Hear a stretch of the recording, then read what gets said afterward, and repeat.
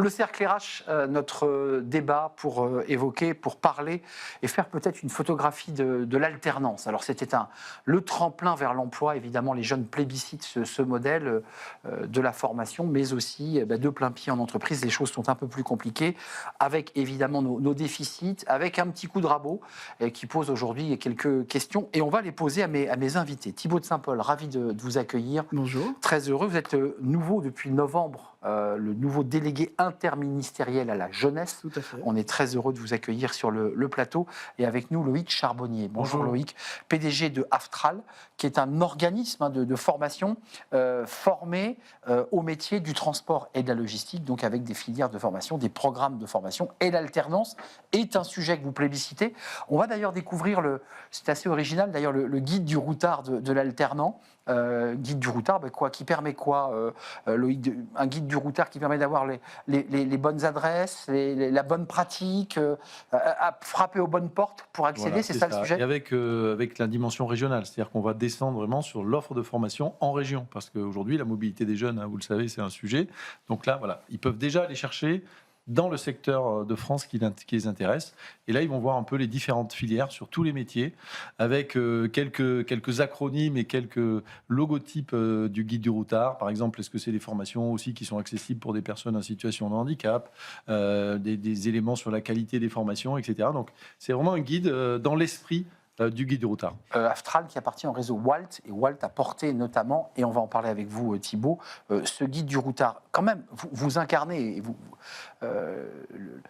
l'interministériel, donc il y a quand même cette consonance politique d'engagement. On voit quand même que dans sa dernière note de conjoncture publiée en juin et septembre 2025, donc c'est tout récent, l'INSEE met en évidence un net recul de l'alternance après des années de progression et de succès. Vous confirmez que globalement, aujourd'hui, vu l'état de nos finances, on ne peut plus proposer le même volume et les mêmes aides aux entreprises qu'on a pu les proposer il y a quelques années encore? Alors on est dans un climat économique qui est compliqué, qui touche tous les secteurs et entre guillemets tous les âges, mais les jeunes sont généralement les premiers à souffrir ce type de situation. C'est pour ça qu'il faut être particulièrement attentif et qu'en interministériel, on travaille étroitement à l'emploi des jeunes. L'alternance, c'est une solution qui a fait ses preuves, sous réserve d'accompagner bien les jeunes, et c'est pour ça que le guide du routard dont on parlait à l'instant est vraiment une initiative intéressante, parce que c'est donner les clés à tous les jeunes, et en particulier ceux qui sont les plus éloignés, et c'est ce qui nous intéresse pour justement réussir leur alternance ou trouver effectivement le bon cadre pour l'alternance.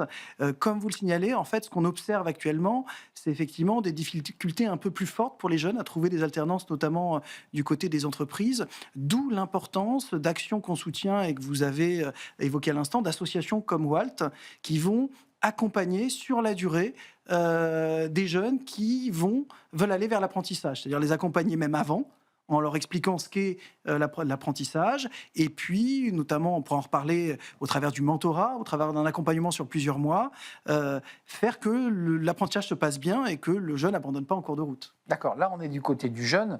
Moi j'évoquais quand même les blocages, je dirais, politiques. Alors on voit bien qu'il y a un double effet, il y a à la fois le coup de rabot budgétaire, il a eu lieu. Et d'ailleurs, Walt s'en était plaint, en évoquant évidemment des difficultés. Et puis une tendance économique qui n'est pas favorable, évidemment, parce que les entreprises commencent à freiner. Qu'est-ce que vous dites chez Walt? Il fallait il fallait le faire, ce coup de rabot, parce qu'on se souvient d'Yves sur ce plateau, qui était un peu en colère et qui disait, attendez, on ne va pas y arriver, ça va être compliqué.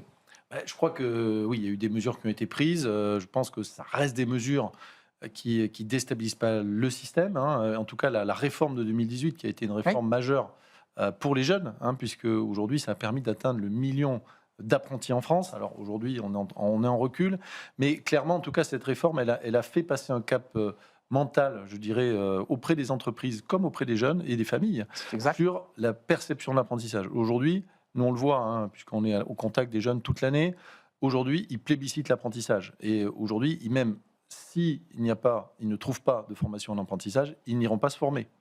Donc, ils renonceront à progresser, à évoluer. Mais on voit bien que le goulet s'est resserré, c'est plus compliqué. Il y a beaucoup de jeunes qui plébiscitent l'apprentissage, et je pense que vous y avez tous contribué. Et il y a une réalité, c'est qu'il y a moins de jeunes qui accèdent à l'apprentissage. Est-ce que ça, vous le confirmez? Alors, il y a moins de jeunes qui accèdent parce qu'il y a aussi moins d'offres d'entreprise. Il y a moins d'offres d'entreprise parce qu'effectivement, le système de l'apprentissage est quand même moins favorable pour les entreprises aujourd'hui. Et puis également, les entreprises, elles ont quand même aussi un carnet de commandes qui est moins fourni qu'il y a 2 ou 3 ans.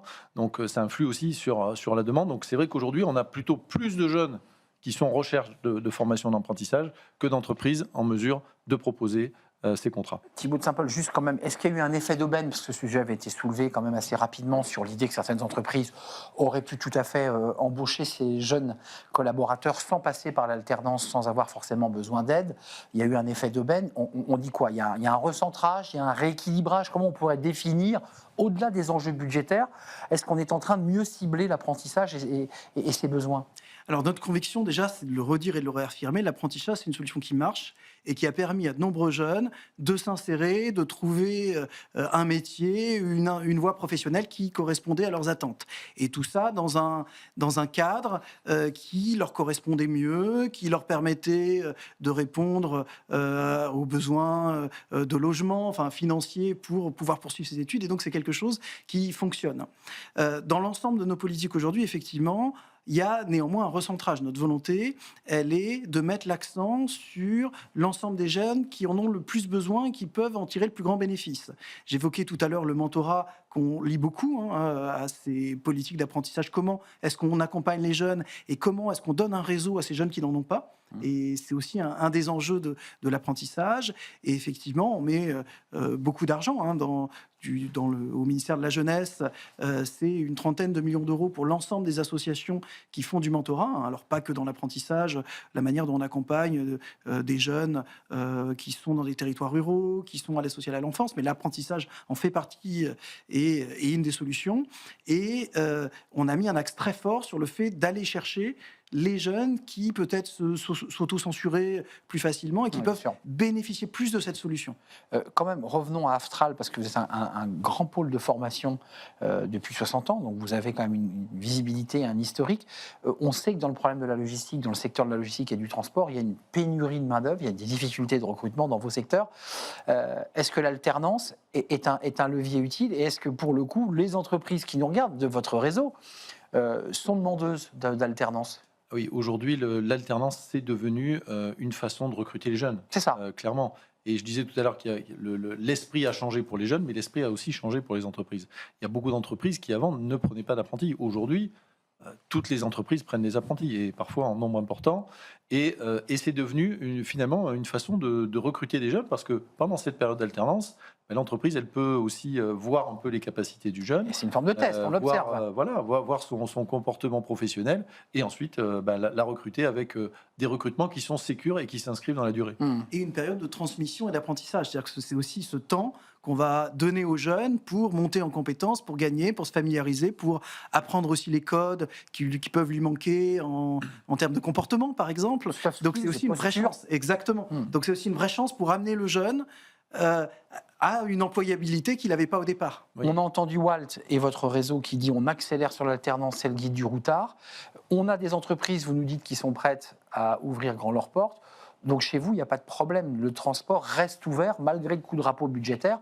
Les portes des entreprises du transport sont ouvertes à l'alternance. Alors, comme je vous disais tout à l'heure, effectivement, aujourd'hui, c'est aussi le carnet de commandes qui va guider aussi la demande de jeunes en apprentissage. Le deuxième effet. Voilà. Aujourd'hui, on a plutôt plus de jeunes qui sont en recherche de contrats. Que d'entreprises qui ouvrent la porte. D'entreprises qui sont à mesure de les accueillir. Quand même, ce chiffre toujours tiré de cette note de conjoncture, près de 90 000 emplois supplémentaires pourraient disparaître, nous dit cette note, d'ici la fin de l'année, parmi lesquels une large part d'alternants, et qui pourraient de nouveau faire monter le chômage. Alors, vous n'êtes pas responsable du coup de rabot budgétaire, ou alors vous étiez à Bercy il y a quelques mois encore, mais on voit bien quand même que ces enjeux sont des enjeux extrêmement préjudiciables. Vous qui portez la jeunesse, pour permettre à cette jeunesse de trouver une place dans notre société. Enfin, je veux dire, c'est un sujet sérieux quand même. on en est évidemment qui est absolument majeur. Et comme je le disais tout à l'heure, les jeunes sont souvent les premières victimes Oui. quand la conjoncture économique bouge. Donc, avec une attention particulière qui doit leur être portée. Et c'est ce qu'on défend, et c'est ce que je défends en tant que délégué interministériel à la jeunesse, c'est que systématiquement, on pense aux jeunes et que effectivement des efforts particuliers soient mis de ce point de vue. Et donc, ce qui a été annoncé ces derniers mois, c'est un plan interministériel pour l'emploi des jeunes, dans lequel on retrouve le ministère de l'Emploi et toutes ces administrations qui sont en ordre de marche, quelles que soient les tutelles politiques, la jeunesse qui y est associée, l'éducation nationale aussi, et comment est-ce qu'on travaille en commun pour justement ouvrir les horizons de nos jeunes et leur malgré ce contexte, faire en sorte qu'ils puissent trouver les opportunités. Et c'est pour ça que ce que fait Walt, ce guide du routard, ce sont des exemples parmi d'autres de la manière dont on dit aux jeunes, il y a des opportunités pour vous qui existent et cette connaissance, en fait, on bute souvent sur cette information, cette connaissance des opportunités. Et donc, toutes les tentatives qui amènent à leur montrer les possibilités, il y a des emplois à tel endroit, j'y aurais pas pensé, telle filière recrute. C'est l'intérêt du guide du routard. D'ailleurs, vous allez au niveau de détail par département, comme un guide du routard d'ailleurs, qui permet de cartographier les besoins. La suite, vous, en tant que à la tête de cette structure Aftral, dans un secteur en difficulté en termes de recrutement, c'est quoi? On maintient les alternances, parce qu'on a parlé des entreprises et des jeunes, mais il y a aussi au milieu les CFA, les écoles, les groupes scolaires qui travaillaient sur l'alternance et qui faisaient vivre aussi les salariés. Comment vous vous situez, votre engagement sur l'alternance, vous, en tant qu'organisme de formation? Alors aujourd'hui, et c'est une demande des entreprises aujourd'hui, c'est plus de qualité. C'est-à-dire plus de qualité, ça veut dire quoi? Ça veut qualité du jeune? Qualité pédagogique. D'accord. Donc qualité d'accompagnement. Qualité d'accompagnement, vous savez que dans... Attendez, j'entends, donc vos collègues chefs d'entreprise disent, moi j'ai un jeune qui n'est pas assez bien formé. Qui doit être plus accompagné encore. Parce qu'aujourd'hui, effectivement, les jeunes, on parlait... ils ont plein de soucis personnels, de soucis sociaux. Donc, il faut aussi que les CFA, avec les entreprises, on aille aussi sur ces dimensions qui sont extra-pédagogiques, je dirais. Donc, pas que des hard skills, des soft skills. Des soft skills. La voiture qui tombe en panne le matin, je ne peux plus aller en cours, je ne peux plus aller à l'entreprise. Mais là, c'est pas une soft Qu'est-ce que je fais? Là, c'est un mécano. C'est des choses, à un moment donné, c'est aussi de l'assistante sociale. J'ai un problème de logement, j'ai un problème de voiture, j'ai un problème pour boucler la fin du mois. Donc, on va être aussi sur ces sujets-là pour essayer de leur trouver des solutions avec des partenariats, avec les entreprises. Et les entreprises aussi, elles ont chacune mis en place un maître d'apprentissage qui va accompagner le jeune pendant tout son cursus. Parce que c'est le cas, mais avec l'idée vraiment qu'il soit à ses côtés pour l'accompagner. Voilà, qu'il soit encore plus proche du jeune. Avant de nous quitter, Thibaut de Saint-Paul, ce qui est intéressant dans ce qu'on entend, c'est que la dimension du jeune, elle ne s'arrête pas uniquement au fait qu'on lui signe un contrat d'alternance. On voit qu'il y a une dimension plus holistique. Exactement, et c'est extrêmement important. Et la manière dont on va être en mesure de l'accompagner dans toutes les dimensions, je veux dire, y compris la santé mentale, les questions de logement, les questions de mobilité, c'est ce qui fait aussi la réussite de cette période vraiment stratégique. Et donc, c'est à la fois le travail avec des associations comme Walt, qui sont essentielles, qui justement vont accompagner ce jeune, et ce que j'évoquais tout à l'heure au travers du mentorat, c'est-à-dire que c'est vraiment donner à ces jeunes qui ont parfois pas le réseau, les relations, un bénévole, un adulte qui va le suivre pendant plusieurs mois, lui donner des conseils et parfois les codes qu'il n'avait pas. Au sens propre du mot tuteur, c'est-à-dire le faire se tenir droit pour accéder et permettre aussi aux chefs d'entreprise de pouvoir transformer l'alternant avant de nous quitter en véritable emploi. Parce que le sujet, quand même, pour un chef d'entreprise, c'est qu'il investit sur ce jeune aussi. Ah oui, il passe du temps justement à l'accompagner. La période de formation en entreprise, c'est vraiment de la formation. C'est considéré comme une part entière de la formation. Et donc, par exemple, on parlait du tutorat qui a été soutenu par Walt et avec votre soutien également. C'est aussi des jeunes qui sont en formation, qui sont plus âgés, qui ont déjà 2 ou 3 ans de formation et qui accompagnent des nouveaux qui arrivent et pour leur donner les codes avec leurs mots à eux. Et on sait bien que quand un jeune parle à un jeune, c'est beaucoup plus efficace. Ouais, je crois qu'ils parlent le même langage. Thibaut de Saint-Paul, merci de nous avoir rendu visite, délégué interministériel à la jeunesse, donc évidemment au chevet, je dis bien au chevet parce que la situation des jeunes n'est pas éminemment simple dans ce contexte économique, avec ce guide du routard que vous portez, que vous avez accompagné, évidemment porté par Walt, guide du routard évidemment. Alors 75 000 lecteurs estimés, c'est important aussi que les parents, c'est pas que pour les jeunes, je précise. Exactement. Je le redis, c'est aussi les parents qui doivent aussi prendre ce guide et essayer de voir avec leur enfant ou leur jeune les secteurs, voilà, et c'est important, c'est un guide destiné aux parents, avec 25 000 exemplaires qui ont été distribués, notamment dans les salons et auprès de tous les partenaires. Les jeunes, en allant vers eux. Merci à vous deux, messieurs. Merci. Merci à vous. Et j'ai envie de dire, vive l'alternance. Merci et à très très bientôt. On tourne une page. Tout de suite, c'est Fenêtre sur l'emploi. Et j'accueille mon invité. C'est le livre de Smart Job, En équilibre. Ça, c'est un superbe titre. Je l'accueille.